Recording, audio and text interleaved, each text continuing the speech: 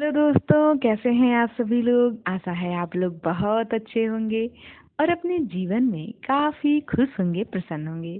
तो दोस्तों, स्वागत है आप सभी का आपके अपने ही चैनल जिसका नाम है ज्ञान मंत्र, और जहां हम लोग करते हैं कुछ ज्ञान की बातें।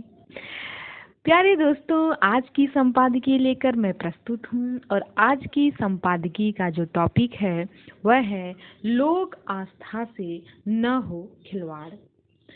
आज कल एक जो खबर है काफ़ी चर्चा में है। एक जो मूवी आई है आदि पुरुष नाम से, उसी संबंध में कुछ विवाद हमें देखने को मिल रहा है। तो वह विवाद क्या है, आज का जो यह संपादकीय लेख है वह इस मूवी से संबंधित क्या कुछ जानकारी हमें देने वाला है। आज की संपादकीय में हम सभी इसी संबंध में कुछ जानकारी प्राप्त करेंगे। तो चलिए बिना देर किए बढ़ते हैं आज की संपादकीय की तरफ। राम कथा पर आधारित फिल्म आदि पुरुष के कुछ संवादों और पात्रों के हाव भाव और वेशभूषा को लेकर इंटरनेट मीडिया पर फिल्म के निर्देशक और लेखक की काफ़ी निंदा हो रही है। कुछ लोगों को यह फिल्म इतनी बुरी लगी है कि वे इसके प्रदर्शन पर रोक लगाने के लिए सड़क पर उतरने की बात कर रहे हैं। कुछ मुंबई जाकर धरना प्रदर्शन करने का आह्वान कर रहे हैं। जिस फिल्म को भारत सरकार के केंद्रीय फिल्म प्रमाणन बोर्ड की संस्तुति मिल चुकी हो, उसके खिलाफ तोड़फोड़ या हिंसक विरोध प्रदर्शन करना नितांत असंवैधानिक एवं अमर्यादित कृत्य है। कम से कम मर्यादा पुरुषोत्तम श्री राम के नाम पर ऐसा कृत्य करने से बचना चाहिए। विश्व के चर्चित धार्मिक या ऐतिहासिक नायकों में जितनी रचनात्मक आजादी राम कथा कहने में रही है, उतनी किसी अन्य महापुरुष से जुड़ी कहानी कहने में नहीं रही है। भारतीय उपमहाद्वीप में राम से ज्यादा रचनाएं किसी अन्य महापुरुष पर नहीं रची गई हैं। कवि मैथिली शरण गुप्त ने लिखा है कि राम तुम्हारा चरित्र स्वयं ही काव्य है, कोई कवि बन जाए सहज संभाव्य है। एक के रामानुजन द्वारा लिखित निबंध 300 रामायणास 5 examples and 3 thoughts on translation Ram कथाओं की इसी विविधता पर प्रकाश डालता है। लेकिन यह भी अकाट्य सत्य है कि कथा लोक में मौजूद विविध राम रूपों के बीच जो राम भारतीय लोक मानस के हृदय पर राज करते हैं वह मर्यादा पुरुषोत्तम राम है।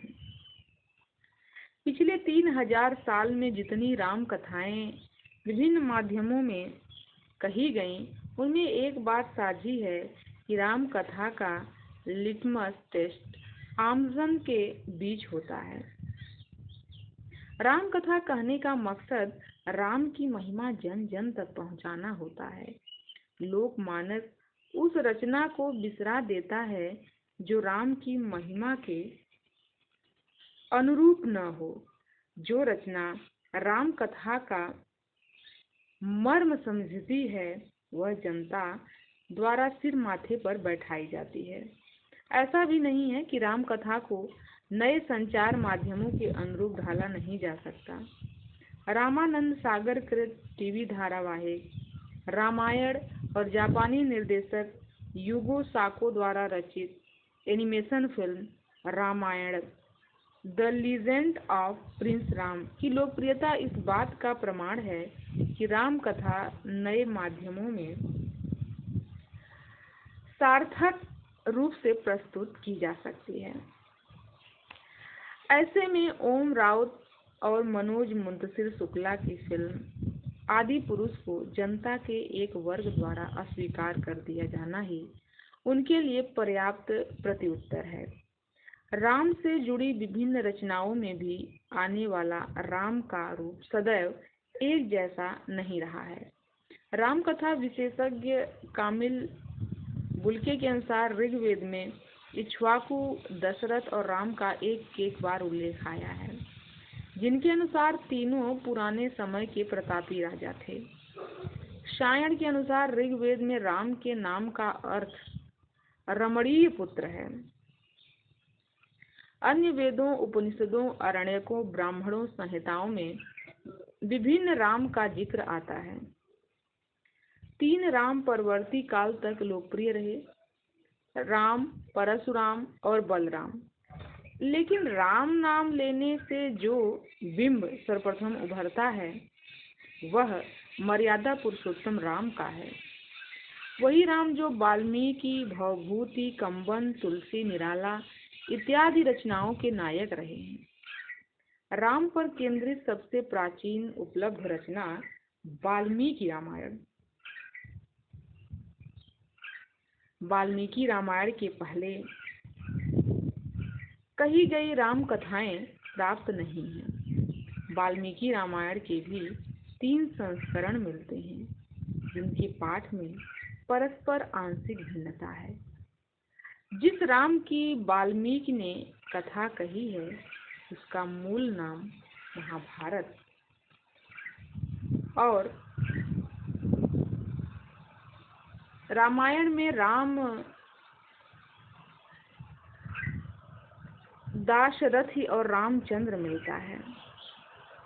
महाभारत में राम और रामायण का कई बार जिक्र है, जिससे पता चलता है कि वाल्मीकि की रामायण महाभारत से प्राचीन रचना है। वाल्मीकि ने कई जगहों पर राम के सौंदर्य एवं गुणों की तारीफ करने के लिए उनकी तुलना चंद्रमा से की है। रामचंद्र यानी वह राम जो चंद्रमा की तरह सुंदर, शीतल एवं सुखदायी है।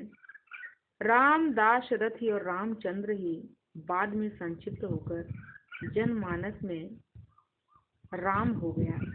अतः राम के पहले भी राम थे, राम के बाद भी करोड़ों के नाम राम रखे, लेकिन अन्य कोई राम जनमानस को इतने सुंदर नहीं लगे जितने दशरथ पुत्र रामचंद्र लगे। मध्यकाल में उत्तर भारत में 2 राम चर्चित हुए, एक तुलसी के सगुण राम, दूसरे कबीर के निर्गुण राम। कबीर तो यहाँ तक कह गए, मैं तो कूता राम का मुतिया मेरा नाम। दक्षिण भारत में राम की लोकप्रियता वहाँ के नामों में देखी जा सकती है। बाबा साहेब अम्बेडकर के अनुसार शिवाजी ने महाराष्ट्र में अभिवादन के लिए राम राम कहने की परंपरा शुरू की थी। महात्मा गांधी ने भारत के भविष्य की कल्पना राम राज्य के रूप में की थी। आज़ादी के बाद राम मनोहर लोहिया ने रामायण मेले की परिकल्पना की। ऐसा नहीं है कि केवल हिंदू ही राम को श्रेय एवं प्रिय मानते रहे हैं। एशिया के एक बड़े हिस्से में राम की अलग अलग तरीके से व्याप्ति है। बौद्धों ने दशरथ जातक लिखी, जैनियों ने पौन चरित लिखी, सिख धर्म में राम परमात्मा या आत्मा है, सिखों के राम निर्गुण राम हैं। कुछ लोग गुरबानी को राजा राम की कहानी भी कहते हैं। उर्दू शायर इकबाल ने राम के महत्व को समझते हुए उन्हें इमाम ए हिंद कहा था।